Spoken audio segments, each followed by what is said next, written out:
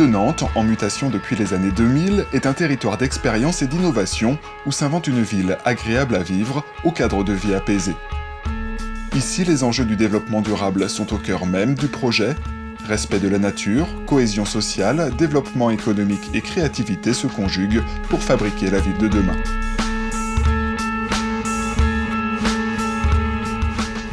Le projet de l'île de Nantes, ce n'est pas qu'un projet urbain, c'est un projet global. C'est un projet urbain avec effectivement un potentiel absolument fabuleux. La phase 2 de l'île de Nantes qui démarre aujourd'hui, c'est plus de 200 hectares de potentiel. C'est assez rare quand on regarde dans les métropoles françaises. Peu de villes ont une telle capacité à l'intérieur même de leur territoire. C'est une grande chance, mais aussi une grande responsabilité.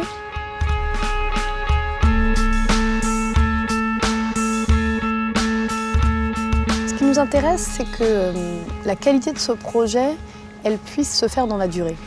C'est de concilier le fait d'avoir un quartier, un projet créatif, innovant, qui fourmille, où ça bouillonne. Mais pour nous, ce qui est important, c'est que ce soit aussi un quartier à vivre, un projet à vivre dans la durée.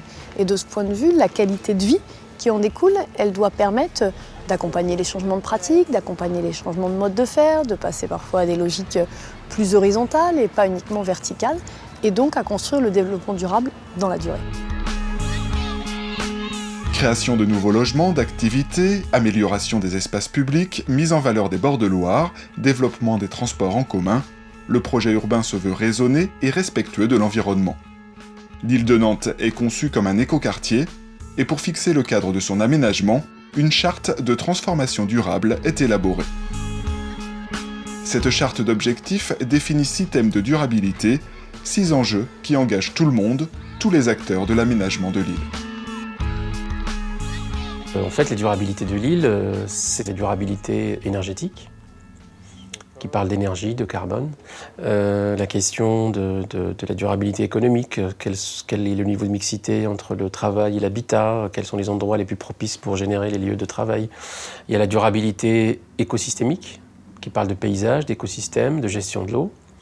Et il y a la durabilité cinétique, tout ce qui concerne la mobilité, comment on peut se passer de la voiture. S'ajoute la durabilité sociale, mais aussi créative et culturelle. Il s'agit sur l'île de Nantes de chercher l'équilibre entre ces différents axes du développement durable. Concrètement, cela peut se traduire par des prescriptions imposées aux projets immobiliers, toits végétalisés, espaces partagés ou toute autre figure de durabilité. Ça peut être, par exemple, les jardins partagés sur le toit. Ça, c'est une idée qui est très dans l'air du temps. Tout le monde en parle, mais peu, finalement, le font.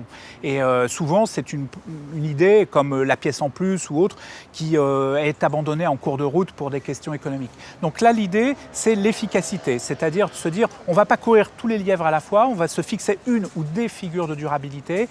Et à la limite, on viendra voir l'opération parce qu'elle aura été exemplaire dans un de ces domaines-là.